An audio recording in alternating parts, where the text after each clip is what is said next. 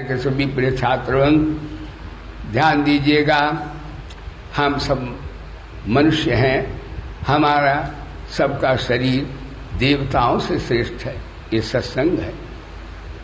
आज आपने 15वें अध्याय का पाठ किया था, उसमें आया है कि न रूप से तथोपलभ्यते नान्तो न चादिन न संप्रतिष्ठा अस्वस्थ मेनम सुगुरुड़ मूला मसंग ससेन दृढ़ चित्ता। और ये भी आया कर्मानुबंधीन मनुष्य लोके। ये संसार के प्रपंच में कौन फंसता है? जो संसारी वृक्ष को, शरीर को सत्य मानता है, वो फंसता है। इसमें देवता भी फंस जाते हैं। देवता भी मुक्त नहीं होते हैं, उनकी आयु तो लंबी होती है और वो पुण्यात्मा भी होते हैं। हमारे मानव शरीर से वो श्रेष्ठ भी होते हैं, पर मुक्त नहीं होते। क्यों नहीं मुक्त होते? वो सकामी होते हैं। वो यज्ञ दान जब तब जितना करते हैं, अच्छे कार्य करते हैं, वेदाध्ययन करते हैं, सब कुछ करते हैं, परंतु सकाम भावेन करते हैं। भगवान बोले एक बात बताऊं, ये बताया है कर्मानुबंधीन मनुष्य लोग। तो ब्रह्मा की माया, भगवान की माया सबको बांध लेती है, देवताओं को भी, मनुष्यों को भी और मानवेतर प्राणियों को भी, सबको मानती है। वो बड़ी विलक्षण माया है भगवान की। ये अघटित घटना घटन पट यसी है। ये सत्ता सत्वाभ्याम अनिर्वचनीय तत्व वाली माया है। तो महाराज बताते हैं बांधती तो सबको है, देवलोक को भी, यक्ष राक्षस, मनुष्य और मानवेतर प्राणी। लेकिन मनुष्य जो है इस भगवान की माया को टक्कर दे सकते हैं, बंधन में नहीं आ सकते हैं। अन्य तो पुण्य भोगते हैं, मानवेतर प्राणी पाप भोगते हैं। लेकिन मनुष्य में इतनी शक्ति है, यदि वो सत्संग करे, अपने स्वरूप को पहचान ले, यानी ज्ञान योग के द्वारा स्वरूप को पहचाना जाता है। जमाने में उसने बड़ी बात कर ली जिसने खुद अपने से मुलाकात कर ली। या भगवान की भक्ति से वो परमात्मा को प्राप्त कर ले, या स्वरूप का बोध प्राप्त कर ले। ये कौन कर सकता? ये देवता नहीं कर सकते। ये हम सत्संग करने वाले, ब्रह्म विद्या श्रवण करने वाले हम लोग कर सकते हैं। इसलिए हम देवताओं से भी श्रेष्ठ हैं। देवता सकाम भावेन पुण्यात्मा तो होते हैं, लेकिन मनुष्य जो है पुण्य पाप से रहित होकर के परब्रह्म परमात्मा को प्राप्त कर लेता है। लेकिन एक बात है, कर्म का अनुबंध जो होता मनुष्य शरीर में ही होता है। और तो मान लीजिए देवता पुण्य भोग करके अपना भोगते रहते हैं, मानव पाप भोगते रहते हैं, तो देवताओं को, मनुष्यों को कोई पाप पुण्य लगता है? मनुष्य से निम्न योनियों कोई पाप पुण्य नहीं होता है, वो भोग योनि भोगते हैं अपने। लेकिन मनुष्य को पाप पुण्य लगता है।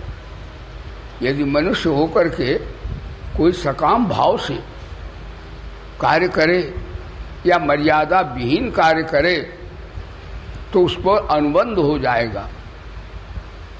यानी मनुष्य किसी को मार दे तो उसको जज फांसी दे देगा, लेकिन कुत्ता काट खाए आदमी मर जाए तो जज फांसी नहीं देगा। इसी तरह देव योनि भी है, वो भी पुण्य भोगते हैं, लेकिन हम लोगों को पुण्य पाप का लेप लगता है।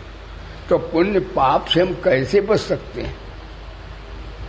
गीता और वेदों में कहा है, शरीर संसार को अपना मानने से माया अविद्या की प्राप्ति होती है और हम पापात्मा पुण्यात्मा हो जाते हैं। और इनको सच्चा न मानने से हमें विवेक भी मिलता है, हमें भगवान भी मिलता है। ऐसी बात गीता में आई है। तो हम पाप पुण्य से रहित भी हो सकते हैं। देवता या मानवेतर प्राणी पाप पुण्य को भोगते हैं, वो रहित नहीं हो सकते। इसलिए हम लोगों को भगवान ने इतनी शक्ति दी है। भागवत में आता कैसा सत्संग है, कैसी ज्ञान यज्ञ है। भगवान ने चराचर योनियों की रचना की, लेकिन जब उन्होंने मनुष्य की रचना की तो भगवान निहाल हो गए। भगवान अपने को धन्य मानने लगे। अब भगवान बोले आहा, मैंने देवता बना दिए, यक्ष बना दिए, गंधर्व बना दिए, तमाम मंडल पिंजर जीव बना दिए, लेकिन मनुष्य बना करके भगवान बड़े प्रसन्न हो गए। यानी भगवान भी मनुष्य को देखकर प्रसन्न हुए कि वाह, एक ऐसा प्राणी ये है, बनते बनते तो बन गया, ये हमको भी कुछ दे सकता है। क्या भगवान क्या कोई कमी है क्या जो इंसान दे सकता है? भगवान क्या कोई कमी तो नहीं है, भगवान तो देने वाले ही हैं। भगवान क्या एक बात अवश्य है कि भगवान रचना कर देते हैं, फिर ये कहते हैं इनमें कोई जीव ऐसा हो जो ये तो कहे तू मेरा है। आत्मीयता से भगवान प्रसन्न होते हैं, प्रेम से भगवान प्रसन्न हो जाते हैं। राम ही केवल प्रेम प्यारा। वो प्रेम कौन दे सकता भगवान को?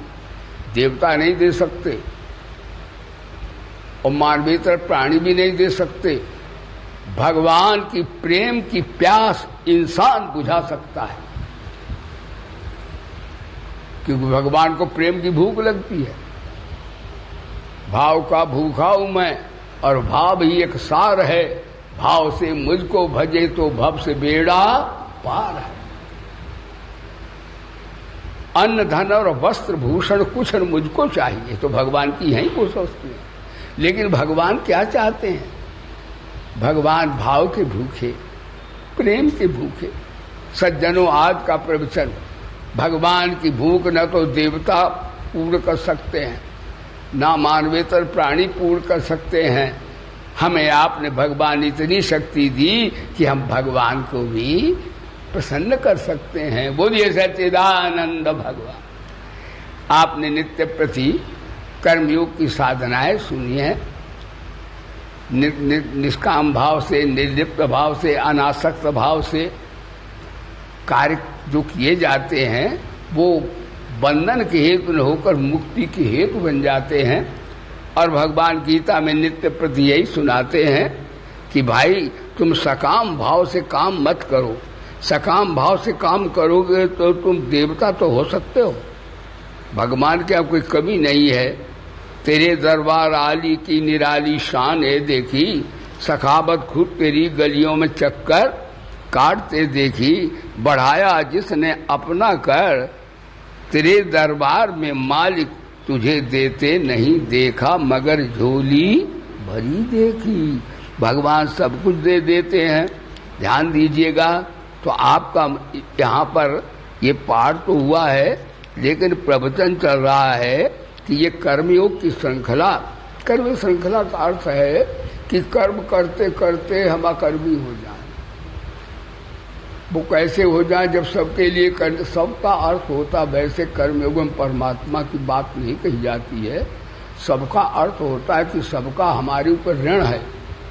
यानी कर्मयोग में लेने देने से जन्म मृत्यु होता है। बोले धर्म की तो महाराज लेना है, मेरे शरीर अजीब ये भी मिला है हम लोगों को। तो यदि भौतिक कर्मयोग की दृष्टि से देखें तो शरीर मिला है माता पिता से, अपना नहीं है, तो उनका कर्जा हो गया।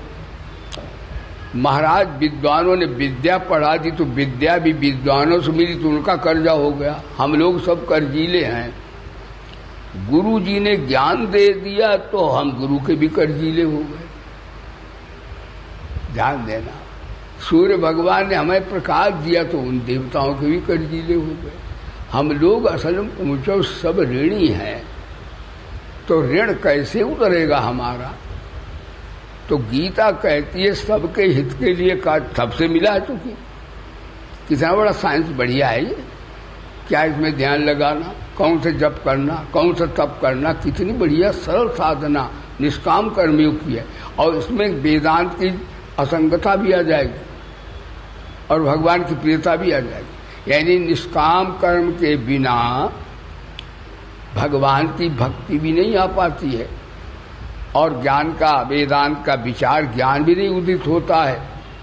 निष्कामता का अर्थ होता कर्तव्य परायणता। जब कर्तव्य परायणता जीवन में आती है, सबकी सेवा होती है, ध्यान दीजिए, तो महाराज अपने लिए कर्तव्य होता है तो बंधन कहे, जब सबके होता है तो सबका ऋण उतर जाता है। और ऋण उतर गया, बढ़िया बात हो गई। अब न माता का ऋण, न पिता का ऋण, न गुरु का ऋण, न आचार्य के ऋण। और देवताओं की निष्काम भाव से सूर्य को जल दे दिया, माता पृथ्वी को प्रणाम कर लिया, क्या इसमें लगता है? जल में कोई गंदी चीज डाल के, जल भी परमात्मा का रूप है। तो ये सब निष्काम भाव से इनका बस भाव करो। इन्हें चाहिए कुछ नहीं। सूर्य को हम लोग जल ना दें तो सूर्य भगवान क्या सूख जाएंगे? भगवान को भोग ना लगाएं तो भगवान क्या दुबले हो जाएंगे? लेकिन नहीं, भगवान हमारा भाव का भोग लगाते हैं, भगवान प्रेम चाहते हैं। तो इस प्रकार से हम कर्म करें। और भगवान बोले ये कर्म योग की श्रृंखला ऋषि मुनियों ने, राजा महाराजा करते रहे। और मैंने ये कर्म योग का प्रतीक सूर्य को बनाया। सूर्य भगवान है, ये भगवान के चेला हैं और निष्कामता के प्रतीक हैं। जैसे सूर्य भगवान नेत्र हैं और हमारी सबकी आत्मा भी सूर्य आत्मा, संध्या बंदन में आता, सूर्य आत्मा जगतस्तुखश्च।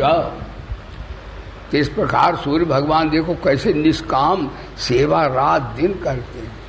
इसका अर्थ ये भगवान हमको शिक्षा देते कि तुम भी निष्काम सेवा करो।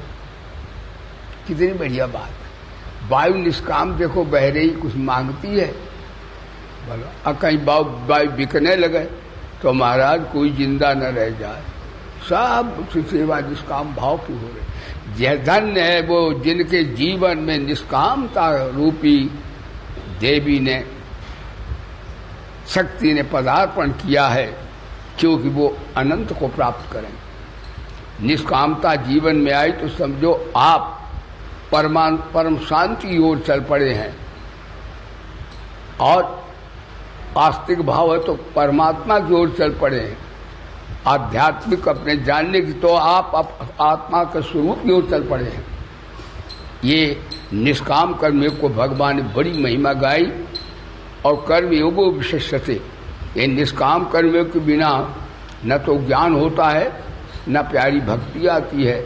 इसलिए भगवान बोले निष्काम कर्मयोग जो है परमार्थ पद की फाउंडेशन है, आधारशिला है। तो भगवान अर्जुन बोला, आपने सूर्य को सुनाया था, तो आपका तो अभी थोड़ा दिन हुआ, आपका अवतार हुआ है, और सूर्य तो बहुत पुराने हैं, ये आप कहते ये मैं कैसे जानूं? तो भगवान बोले देखो अर्जुन, अज्ञ, तज्ञ, अल्पज्ञ, सर्वज्ञ, चार तरह के प्राणी हैं। एक कुछ जानते हैं, कुछ ज्यादा जानते हैं, कुछ नहीं जानते, कुछ सब कुछ जानते।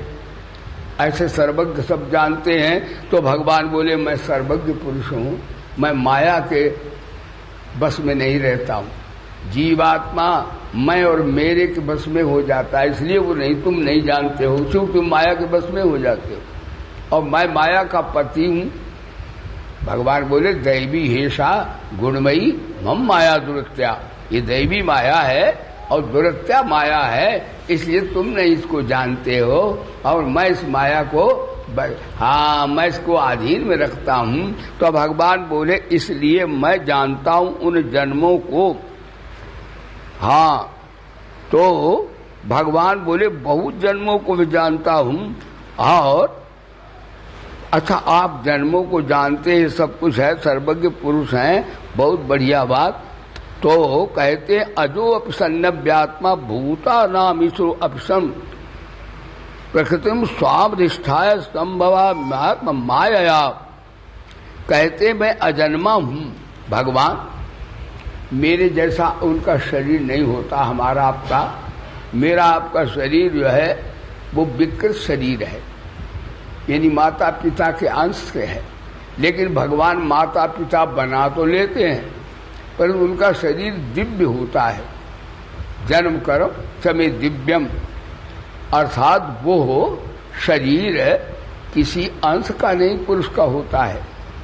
वो भगवान बोले दिव्य शरीर है। जब भगवान प्रकट हुए थे तो देवकी ने देखा था कि भगवान कैसे प्रकट हुए, तो देवकी ने देखा महाराज, हाँ यही देखा था, चतुर्भुजम, हाँ भगवान 4 बाहों से प्रकट हुए थे।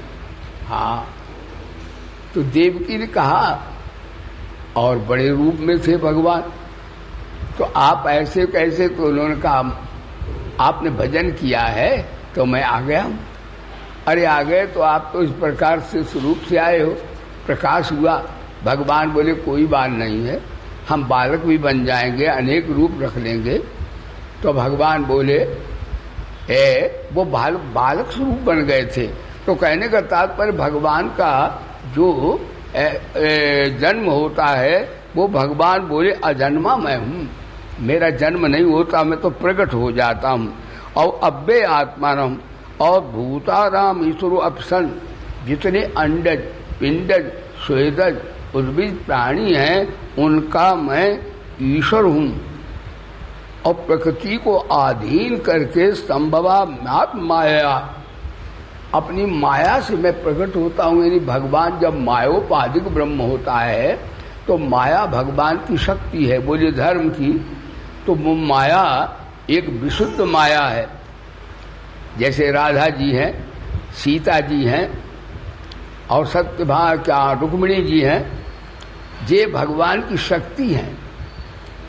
तभी कहते हैं, एक शास्त्र में आता है, जब रावण को भगवान ने मार दिया था तो आसुरों का जब संहार किया भगवान ने, तो आया कि भगवान श्री राम जी ने रावण को मार दिया है, आसुरी संप्रदाय और समाज को समाप्त कर दिया है। तो वहां सीता बोली नहीं,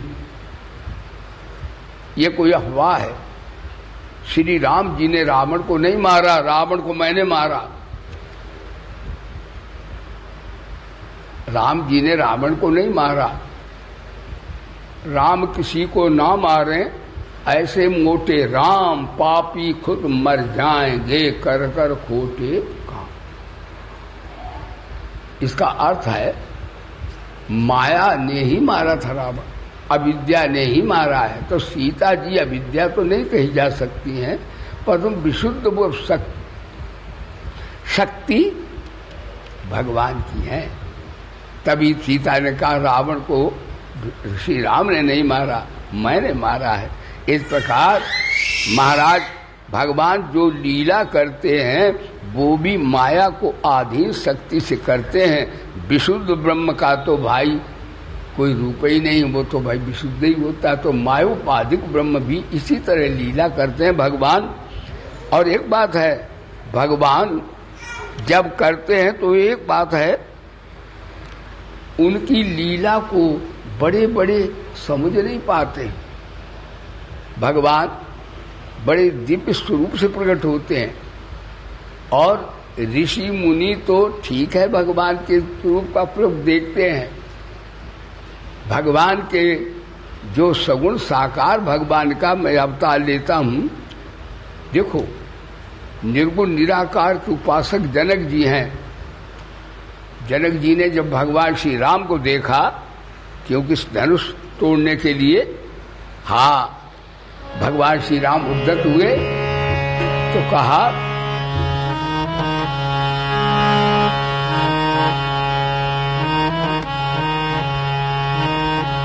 जनक कितने ज्ञानी हैं,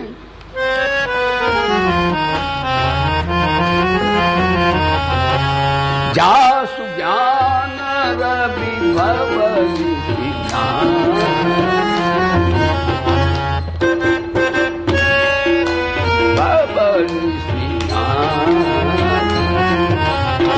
वचन किरण मुनि कमल श्री राम जय राम जय जय राम, श्री राम जय राम जय जय राम। भगवान अवतार लेते हैं, हरि ओम हरि ओम हरि ओम। भगवान अवतार लेते हैं तो भगवान निर्गुण निराकार हैं, तब तो चलो कोई समझ लेते विचार से। और सगुण भगवान की लीला को समझना बहुत कठिन बात है। सगुण भगवान इतने मीठे लगते हैं भक्तों की भाव से अवतरित होकर, तो जनक जी तो निराकार के वेदांती थे वो, लेकिन जब देखा ठाकुर जी को, श्री राम जी को, धन्य है हमारे सगुण भगवान का समग्र रूप है।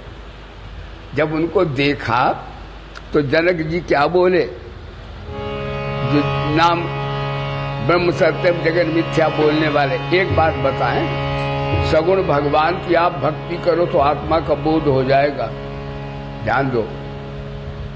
हाँ देखो, सगुण भगवान बोले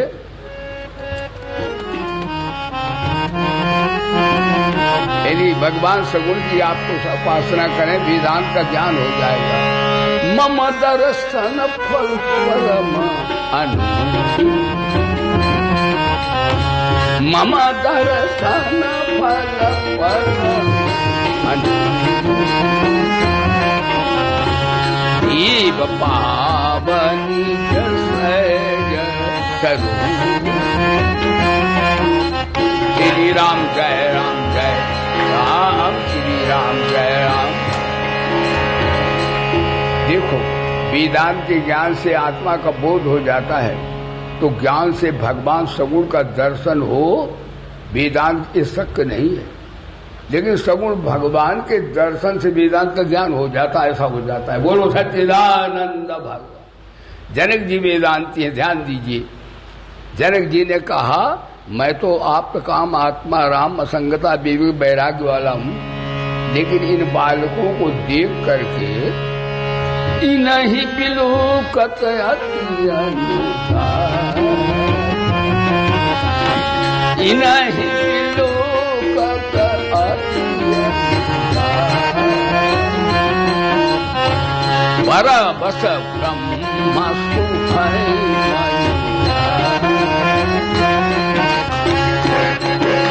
श्री राम जय राम जय जय राम, श्री राम जय राम, बोलो श्री राम जय राम जय। इसलिए भगवान जन्म कर्म की दिव्यता बता रहे हैं कि जनक जी जो अपने स्वरूप में स्थित रहने वाले निरंकार के उपासक, उन्होंने ठाकुर जी को देखा जब भगवान विवाह लीला कर रहे हैं, आए हैं, तो कहते मेरा जो ब्रह्म सुख है उसको भूल कर मैं इन्हीं के अनुराग में आ गया हूँ। हे महाराज, वो भी फीका लग रहा है। इसका अर्थ भगवान की प्यारी भक्ति वो वेदांत के रूखे ज्ञान से भी मीठी है। बोलो सच्चिदानंद भगवान। तो जनक जी भी इतने बार उन्हें भगवान कैसा स्वरूप सगुण भगवान का है इस श्लोक से बताते हैं भगवान। चलो, जनक जी तो ज्ञानी है, संत है, वो भगवान के रूप को देखकर मस्त हो गए। अरे भगवान का तो रूप ऐसा है कि जब 14,000 राक्षस ठाकुर जी को घेरा, सीता जी को मतलब जो है असुरों को भगवान को वध कर रहे थे, और शूर्पणखा की नाक कान काटती भगवान, तो 14,000 राक्षस दौड़ के आए, भगवान को घेर लिया।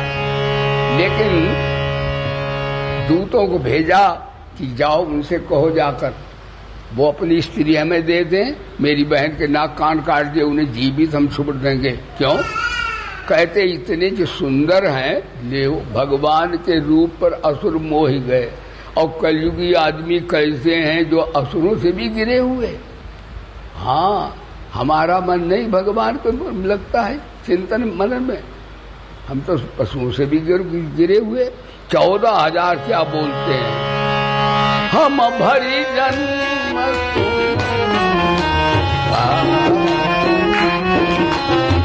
हम भरी जन्म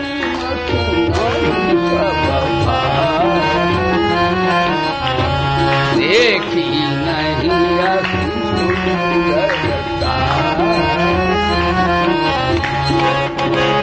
श्री राम जय राम जय जय राम श्री राम।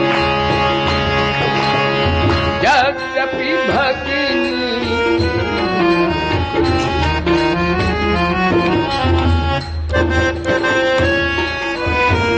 मगारे गाई बदलाय करना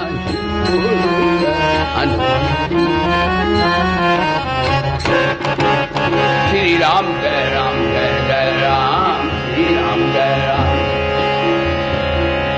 लेकिन भगवान निष्काम भाव से अब धनुष कैसे तोड़ेंगे वो आगे कथा आप श्रवण करेंगे। समय करता है इनकार, इसलिए सभी कीजिए नमस्कार। बोलिए वेद भगवान की, जोर से बोलिए श्री गायत्री माता की, श्री गीता माता की, गंगा माता की, श्री भोले बाबा की, श्री पवन सुत हनुमान की, श्री गुरुदेव भगवान की।